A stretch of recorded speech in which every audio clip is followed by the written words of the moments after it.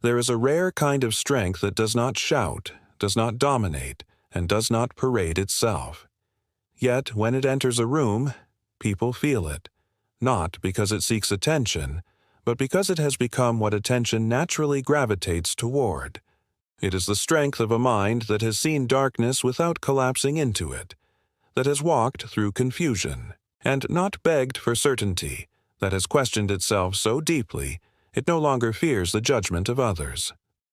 Most people confuse strength with performance. They think confidence is about speaking louder, smiling wider, or collecting titles that sound powerful. But Nietzsche saw through that illusion. He knew that true power lies beneath the surface, in a person who has dared to stand alone, to think thoughts no one else dares to think, to suffer consciously and emerge not bitter, but awake. How do you build that kind of mind? A mind that terrifies people not because it threatens them, but because it makes them realize how much of their own strength they have abandoned. That is what we explore today. In a world obsessed with convenience and surface-level self-improvement, Nietzsche still stands like a mountain we are afraid to climb, not because he was cruel, but because he demanded we become more than we are comfortable being. His philosophy does not offer easy comfort. It offers the fire in which weakness is burned away, and that fire has never been more necessary.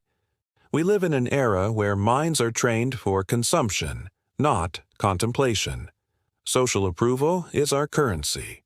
Outrage is more addictive than understanding. And beneath all the noise is a quiet hunger for meaning that never goes away. People want to be strong, but few are willing to pay the price for real strength: solitude, self-confrontation, and the death of illusions. Nietzsche's ideas were not born in an abstract vacuum.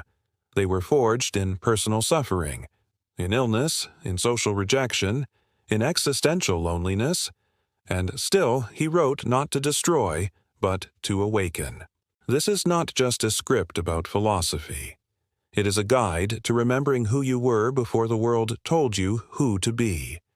It is about building a mind rooted in self-trust, forged in clarity and disciplined in freedom. A mind that does not need validation to stand tall.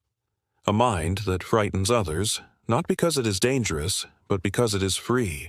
Throughout history, from the Stoics to Zen monks, from Sufi mystics to modern psychologists, the path to this kind of mental power has been mapped in different languages. But the terrain remains the same. Know yourself. Master yourself. And never outsource your soul. Are you willing to step into that terrain? To understand what it means to build a mind so strong it terrifies people, we must first strip away the modern caricatures of strength. Today, mental strength is often reduced to productivity hacks, bulletproof morning routines, or a curated online presence that screams control and competence. But none of this is the kind of strength Nietzsche wrote about. Nietzsche's vision of strength was not about image, it was about inner gravity. He called it the will to power. But this phrase is often misunderstood. It was not about dominating others. It was about mastering the chaos within, about rising above suffering not by avoiding it, but by walking straight through it with open eyes and an unbroken will. Historically, strength has always meant something deeper than brute force. The Spartans, for example, trained the body, but more importantly, they trained the mind to withstand pain without losing dignity.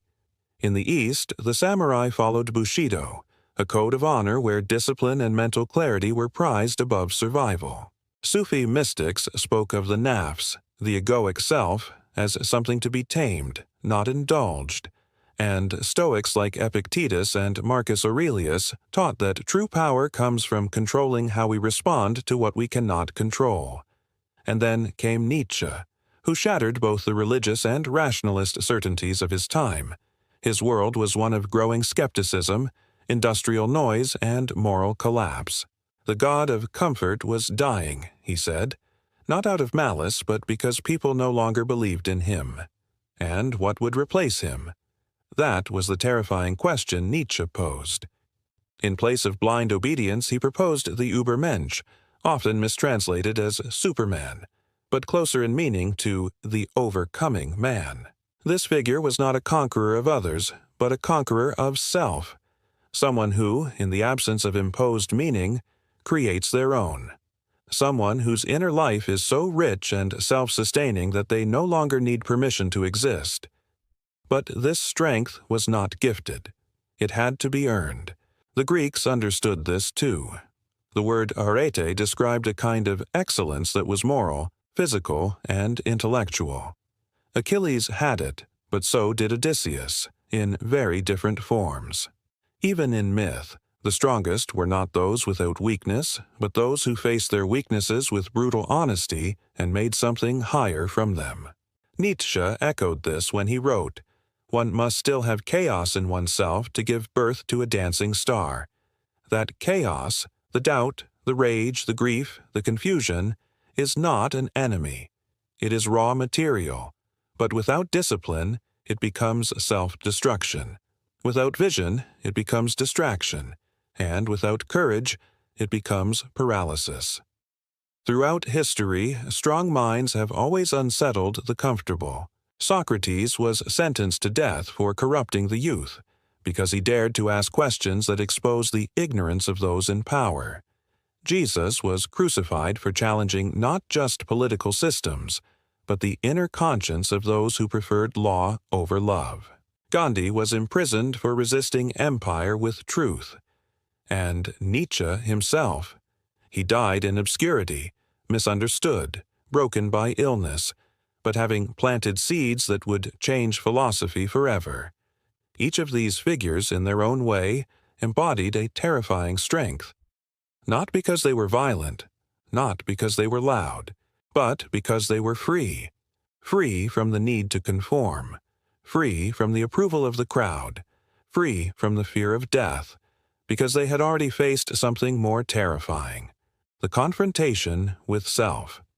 In today's world, that confrontation has become even more difficult. The external world moves faster than ever. There is always another notification, another distraction, another algorithm promising ease without effort.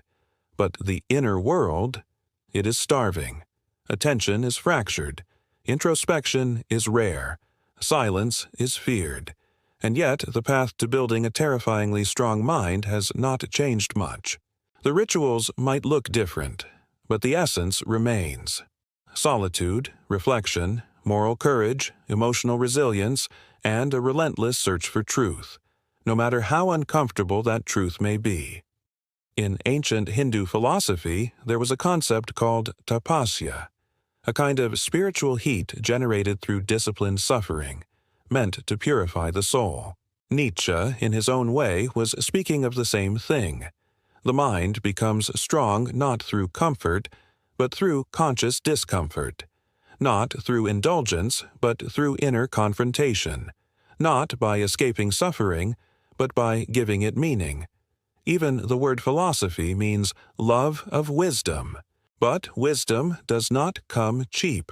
It demands loss, it demands failure, and it demands the willingness to lose one's identity in order to discover something deeper.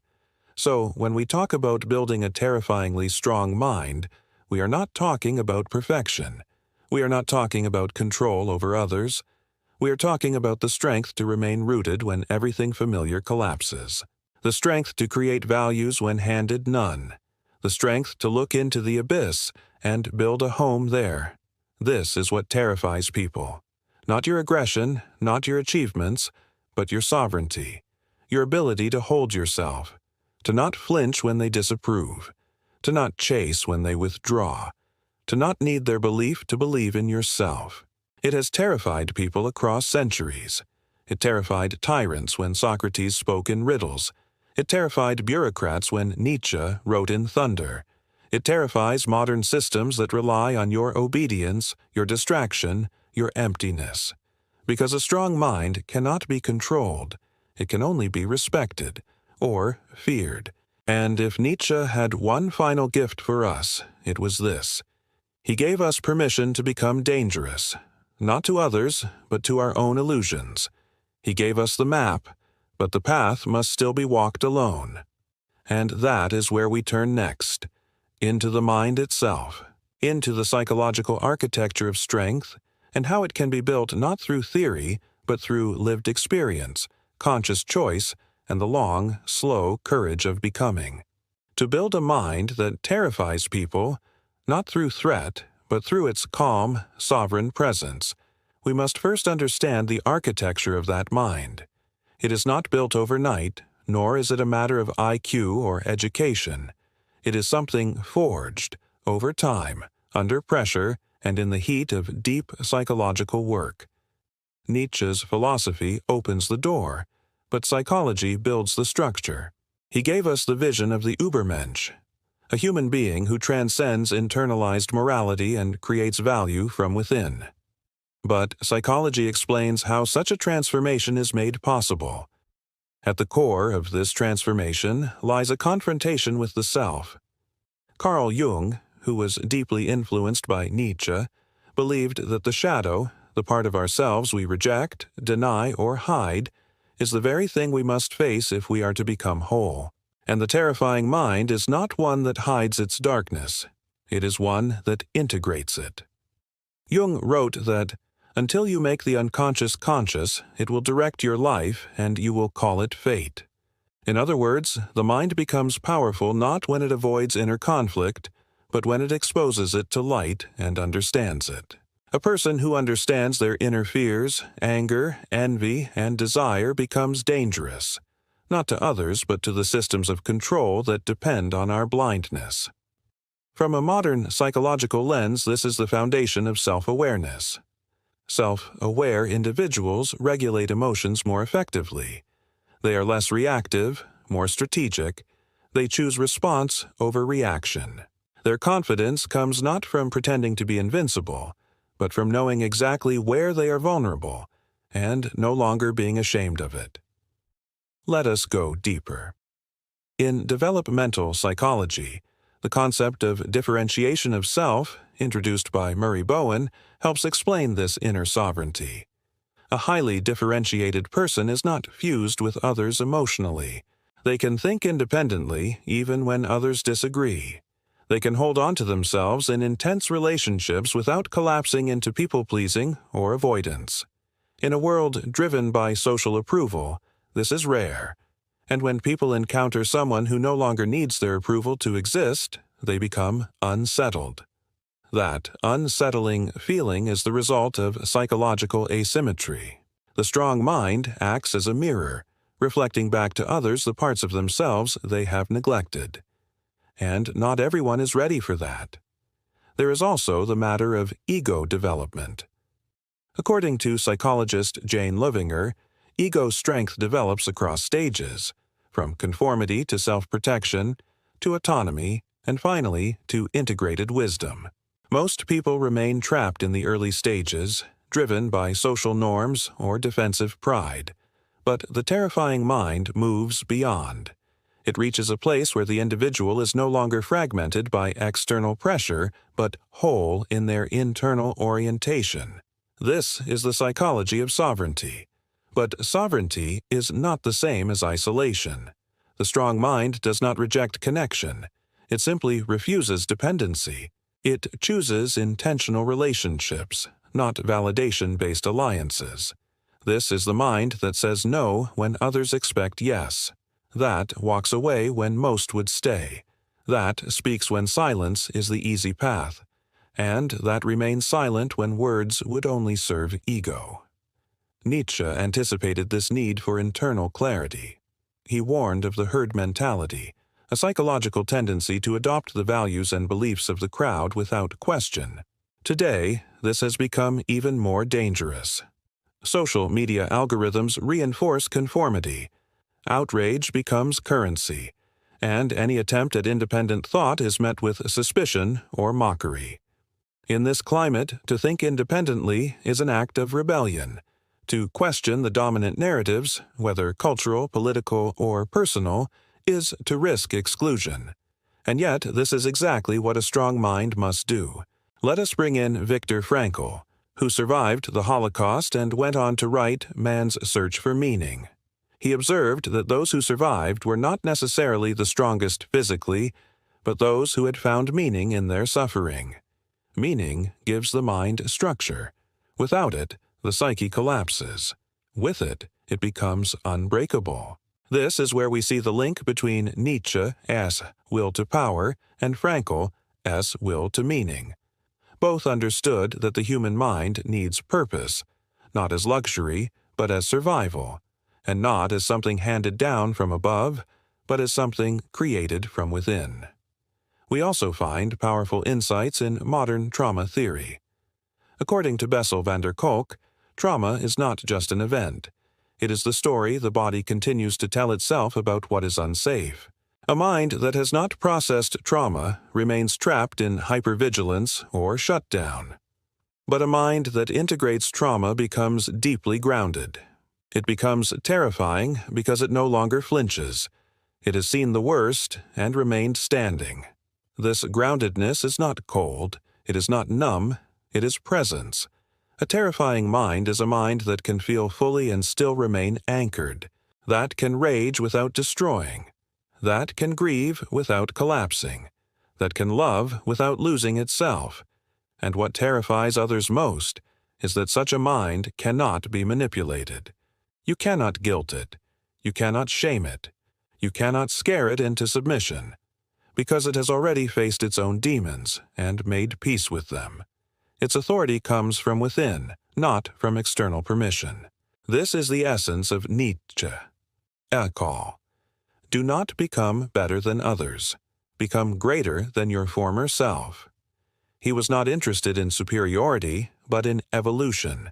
And evolution, in the psychological sense, means integrating all parts of oneself, especially the parts we are told to hide. The terrifying mind has depth, it has history, it has memory.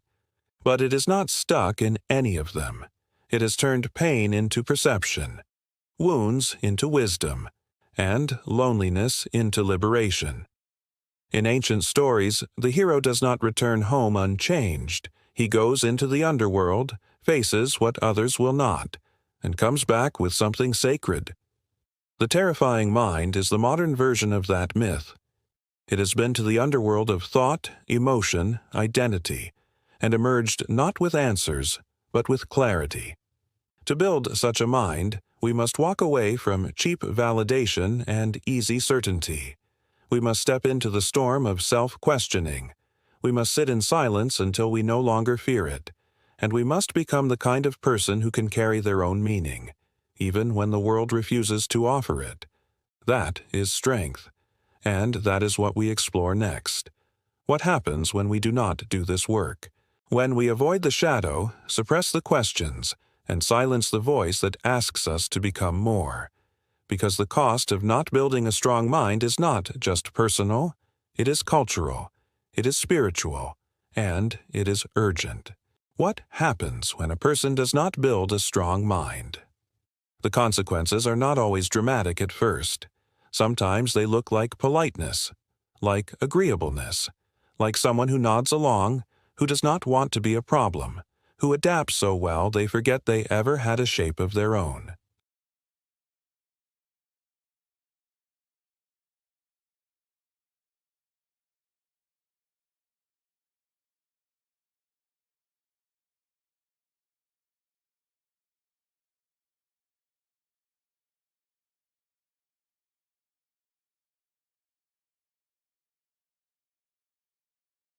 Nietzsche saw this as the ultimate tragedy. Not suffering, not death, but a life unlived. A life surrendered before it was truly claimed. He wrote of the last man, a creature of comfort who avoided struggle, ambition, pain, and even thought. This person did not believe in greatness, only in safety, and though they lived long, they did not truly live at all.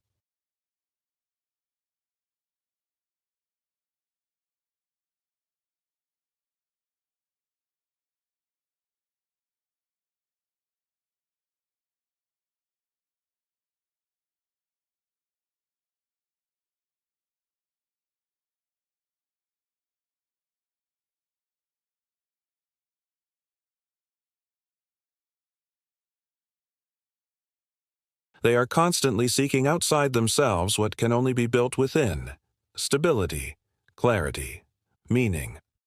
Relationships suffer first. A mind that is not grounded will project its inner chaos onto others.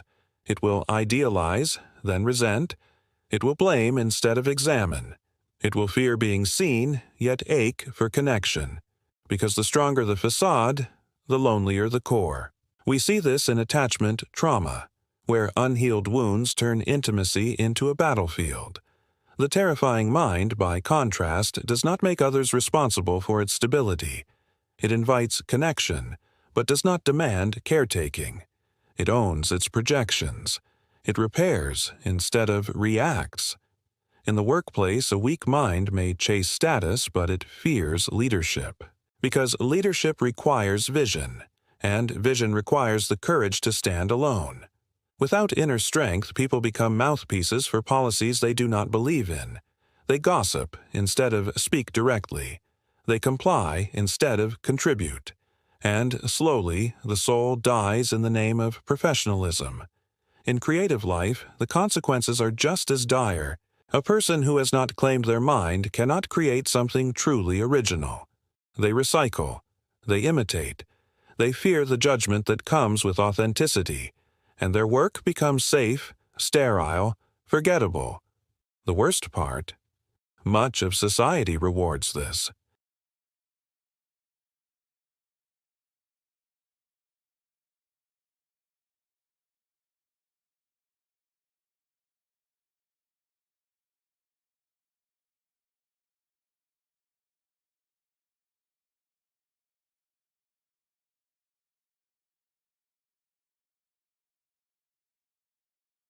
But what happens when the why is never found? When the why is outsourced to institutions, ideologies, relationships, or routines? Then the how becomes unbearable. The smallest discomfort feels like collapse. The tiniest criticism feels like rejection. And the person cannot distinguish their inner truth from their outer performance. This is not strength. It is dependency dressed as decorum.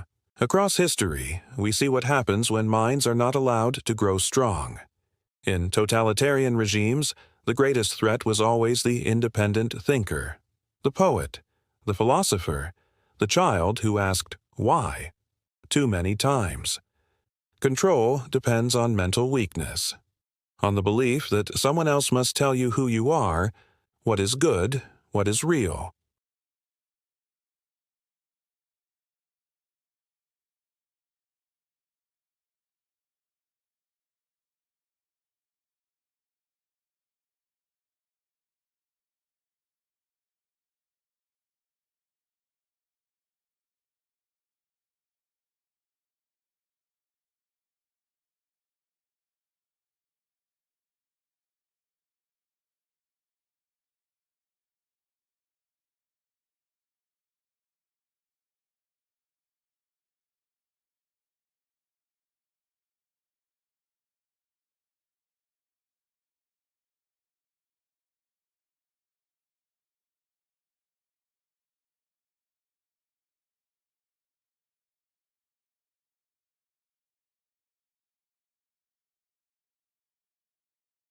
If you do not build one, others will build it for you. They will tell you what matters, what to believe, what to fear, what to desire, and you will follow, not because you agree, but because you forgot how to think for yourself. But if you do build it, you must accept solitude. You must embrace doubt. You must be willing to walk away from the crowd without bitterness or superiority. This is not the loneliness of exile. It is the loneliness of integrity. Yet from that integrity, something miraculous grows. Self-trust. The ability to walk into uncertainty without collapsing. The ability to hold your own perspective without demanding others share it. The ability to change your mind without losing your identity. And in a world full of people who either fight or fawn, this calmness is terrifying. So the cost of not doing the work is not just that you remain fragile. It is that you remain dependent. And the cost of doing the work is not just that you become strong, but that you must learn how to carry the responsibility that comes with it.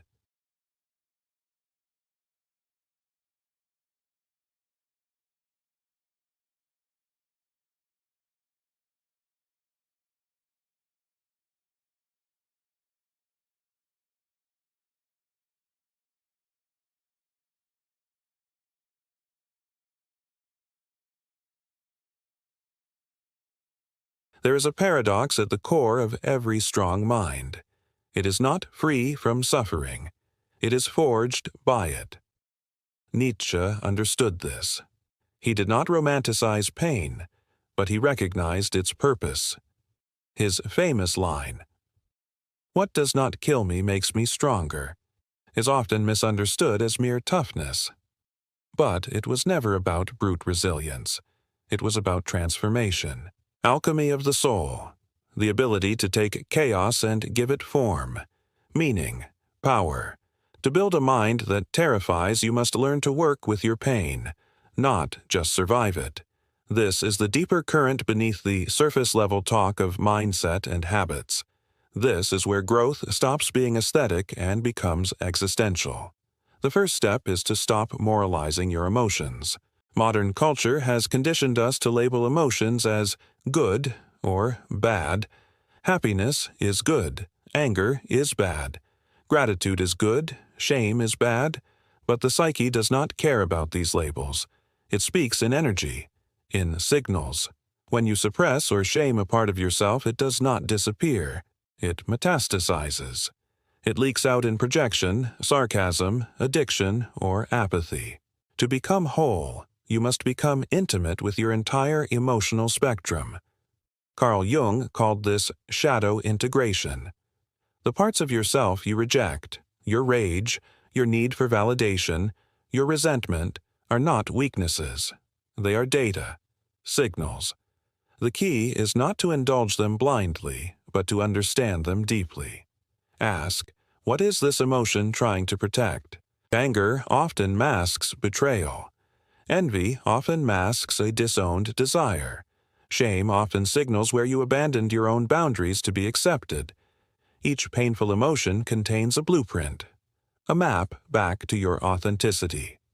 Nietzsche wrote that to live is to suffer, but to survive is to find meaning in that suffering. That is emotional alchemy. You do not just endure the fire. You let it burn away what is false. You emerge more distilled, more precise, less performative. But here is the challenge. Modern life makes avoidance easy. We scroll, we swipe, we overwork, we underfeel.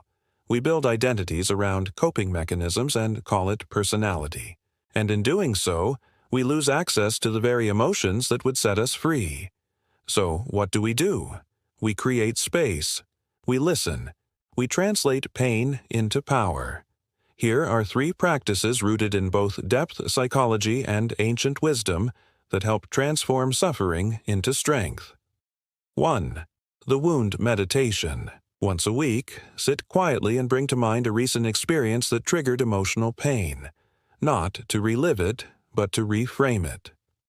Ask, what story did I tell myself in that moment? What part of me felt unseen or dishonored? What belief about myself got activated? Write down your answers. Speak them out loud. Then ask, is this story still true? Often, the pain comes not from the event, but from the interpretation.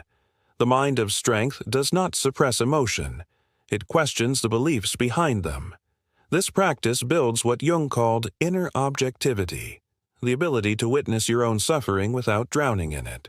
Over time, you learn that pain is not your enemy. It is your teacher. 2. Ritualize the descent. Many traditions, from Sufism to Christianity to shamanism, teach the power of descent, going into the underworld of the self. The idea is simple but powerful. You descend to retrieve a part of yourself you abandoned. Set aside time for this intentionally. Light a candle. Play music that opens you. Write a letter to the part of you that was silenced. The child who was punished for being too curious. The teen who was shamed for wanting too much. The adult who feels they lost themselves trying to be what others wanted. This is not about healing through force. It is about witnessing. You cannot reclaim what you refuse to acknowledge. When you ritualize the descent, you reclaim your full emotional vocabulary. And that vocabulary becomes your strength. A person who knows their pain is far more grounded than someone who pretends they have none. 3. transmute through creation. Nietzsche believed in the power of creation, not just artistic, but existential. Life itself is a work of art. Suffering becomes sacred when it fuels creation. So take what broke you and build something with it. A poem, a business, a boundary, a conversation. Transformation is not always dramatic. Sometimes it is choosing to love again when you swore you never would. Sometimes it is saying no when your nervous system is screaming yes out of habit. Ask yourself, what is trying to emerge from this pain? Do not just ask, why is this happening to me? Ask, what is this shaping in me? This shift in questioning changes everything. It restores your agency. It reminds you that you are not just the victim of your past. You are the sculptor of your becoming. Why this terrifies people. The average person avoids emotional labor. They would rather distract than descend. When you stop doing that, when you start speaking with clarity, choosing from consciousness and standing with self-respect, it unsettles people. Not because you are aggressive, but because you reflect what they have not yet faced. A person who has done their emotional work becomes unpredictable. They do not crumble when criticized. They do not over-explain. They do not stay in places that diminish them. They have become sovereign. And sovereignty, especially emotional sovereignty, is rare. And yes, it is terrifying to those who depend on unconscious agreement to feel secure. The invitation. This is your call not to toughen, but to deepen. To see your suffering not as a curse, but as a crucible. You are allowed to feel fully, fall apart briefly, and rebuild beautifully. That is what the strong do. They turn wounds into wisdom, scars into symbols, and silence into song. You are not meant to escape the human experience. You are meant to integrate it, to become whole, not perfect, to become terrifying, not because you overpower, but because you outgrow. This is how you build a mind that does not just survive the world, it transforms it, from the inside out. So, how does one build a mind so strong it terrifies people? Not with arrogance or intimidation, but with presence, clarity, and unwavering self-authorship. The answer is not in a single breakthrough. It is in a discipline, a pattern of choosing to become more conscious when it would be easier to remain asleep. It is in habits, perspectives, and daily practices that reshape not only how we think, but how we exist. Let us begin with silence. Silence is not the absence of noise. It is the environment where truth can finally be heard. Spend 10 minutes a day in intentional silence. No phone, no input, just the raw signal of your own mind. At first, it may feel unbearable, restless, awkward, but over time, it becomes your forge. This is where you meet the parts of yourself that are buried under distraction. This is where thought becomes deliberate instead of reactive. Strong minds are not constantly stimulated. They are spacious. They can sit with an idea before reacting. They can endure inner discomfort without scrambling for escape. Silence teaches you that. Next, writing. Not polished, not for an audience. Just you and the page. Journal with a question. What am I pretending not to know? Or, where in my life am I performing instead of being? Let the pen go where it wants. Your job is not to control the words, but to follow them. This is not about solving problems. It is about revealing patterns. You begin to see where you are deceiving yourself, and self-deception is the enemy of strength. In psychological terms, this practice builds metacognition, the ability to observe your own thoughts. Metacognition is power. It creates distance between the stimulus and the response, and in that space, as Viktor Frankl said, lies your freedom. Now let us talk about boundaries. Many think boundaries are just rules you set with others, but the most important boundaries are internal. You must become the kind of person who does not betray yourself for comfort, who does not abandon what they know to be true just to avoid conflict. Start with this simple habit. When you feel that inner tug, that subtle voice that says, "This is not right for me," listen. Even if you do not act on it right away, acknowledge it. Give it room. Over time, you learn to trust it. That voice becomes your compass. Strong minds do not silence their instincts. They refine them. Also, learn to say no without apology, not with cruelty, with clarity.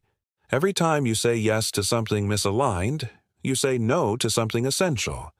Practice saying no to small things, events you do not want to attend, conversations that drain you, habits that feel good in the moment but leave you empty later.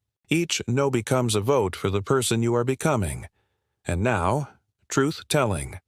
There is a rare strength in speaking your truth, especially when it is inconvenient. Practice saying what you mean with compassion, but without dilution. Tell someone you care about what you really need. Speak up when something feels off. Clarify your position, even if it goes against the group. This does not mean being confrontational. It means being honest. The terrifying mind is not aggressive, it is authentic. And authenticity disrupts the false harmony that most people rely on. This is where ancient practices come in. Stoicism teaches us the discipline of emotional regulation. Marcus Aurelius wrote daily to remind himself, "You cannot control external events, only your response." Practice the Stoic triad. Observe, accept, act.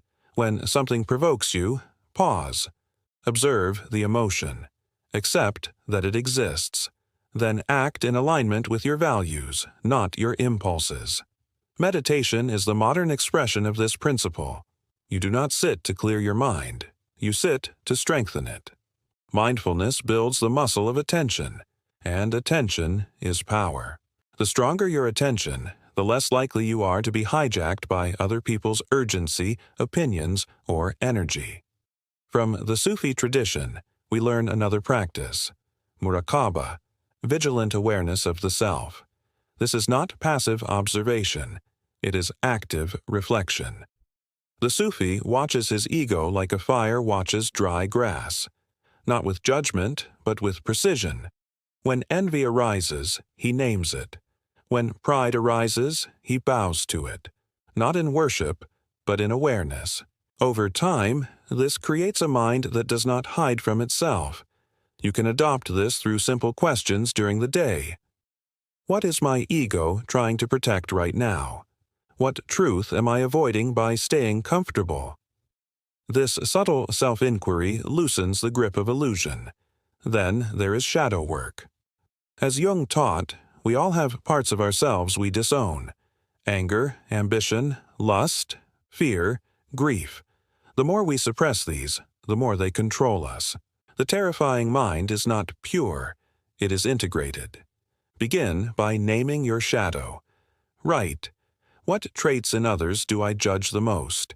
What have I been taught is unacceptable in me? Those answers point to your shadow. Now, instead of exiling those traits, examine them. What does your anger want to protect? What is the wisdom behind your envy? Every emotion is a messenger. The more you understand them, the less they dominate you.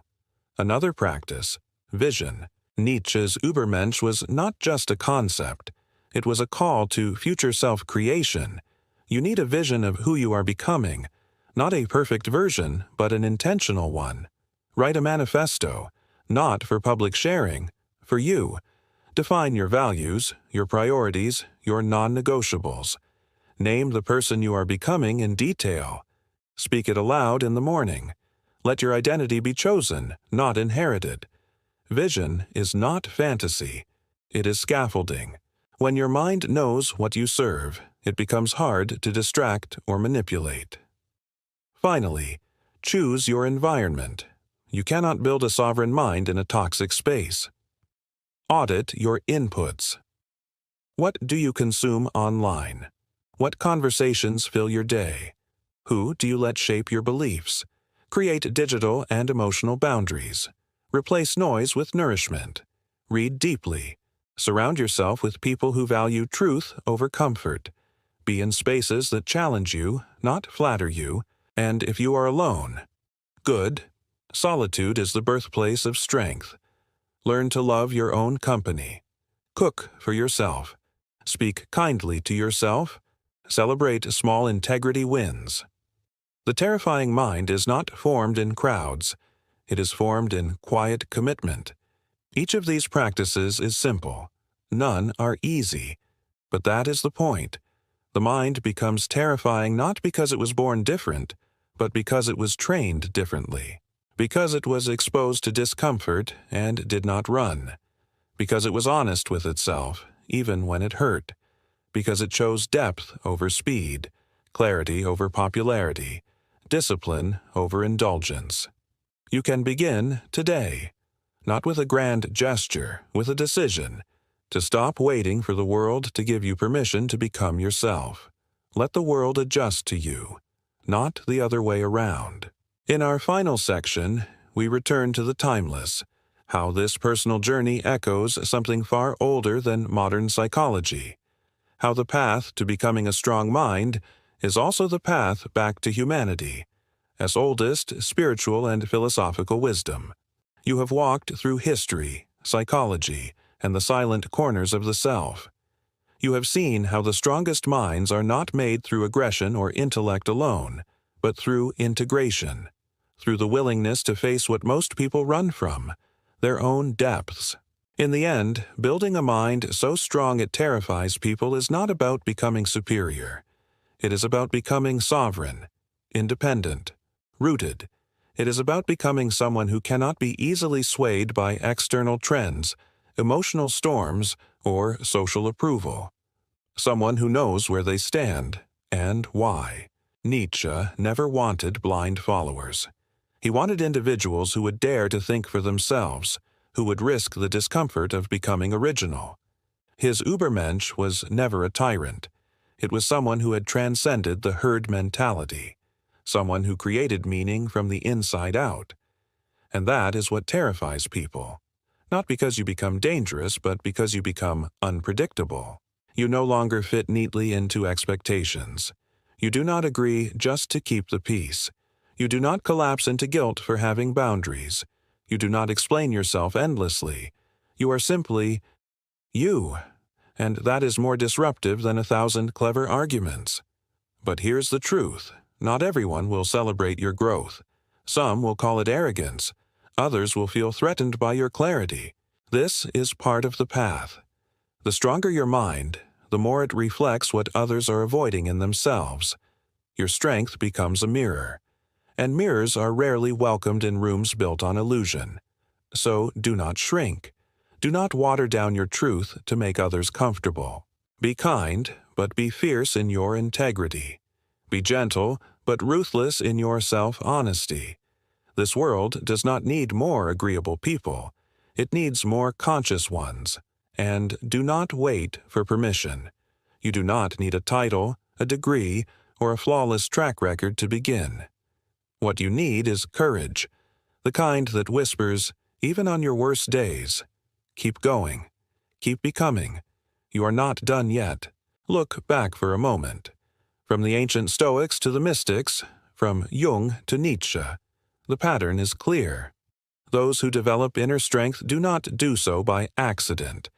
They make it a practice, a devotion, a way of life. They fail, they suffer, but they learn. They do not chase perfection. They pursue wholeness. They do not pretend to be fearless. They become intimate with their fear, and through that, they become free. You are not meant to stay stuck in the roles others wrote for you. You are meant to evolve, to challenge, to awaken. This is what Nietzsche meant when he spoke of becoming who you are. Not a return to some ideal past self, but a becoming, a blooming into the fullness of your potential. A slow emergence of the real you, uncoated by fear and illusion. So ask yourself, not once but every day, am I moving closer to truth or further into habit? Am I thinking my own thoughts or repeating someone else's? Am I building a mind worth trusting or outsourcing my power? These are not just journal prompts. They are doorways. And if you walk through them with sincerity, if you dare to become your own compass, then you will not just build a strong mind. You will become the kind of person whose very presence invites others to rise. That is how change begins. Not through grand revolutions, but through individuals who choose consciousness in a world addicted to distraction. So let this be your quiet revolution. Not flashy, not performative, but rooted, real, and relentless. You are not here to fit in. You are here to wake up. If something in you stirred while watching this, a flicker of recognition, a quiet sense that you have more strength inside than the world has allowed you to show, then this space is for you. We are not here for empty motivation or quick fixes. We are here for something deeper, a return to the self, a remembering, a rebuilding.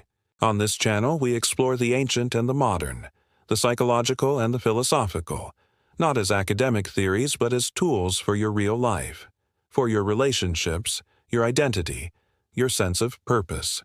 We go into the dark corners most people avoid because we know that is where real power lives.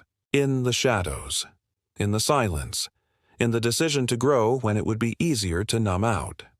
So if you are someone who feels too much, thinks too deeply, or has been told that your intensity is a problem, this is your space. We are building minds that are not just strong, but sovereign. Minds that see clearly, speak honestly, love fully, and lead not with control, but with integrity. If that journey resonates with you, subscribe, stay, grow with us.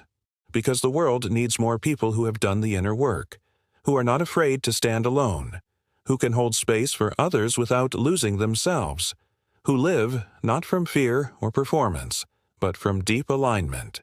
You do not have to be perfect. You just have to be willing. And if you are still here, reading this, then you already are. So subscribe. Join us. This is not just content. It is a conversation, a movement, a sanctuary for those becoming who they are. Let's walk this path, together,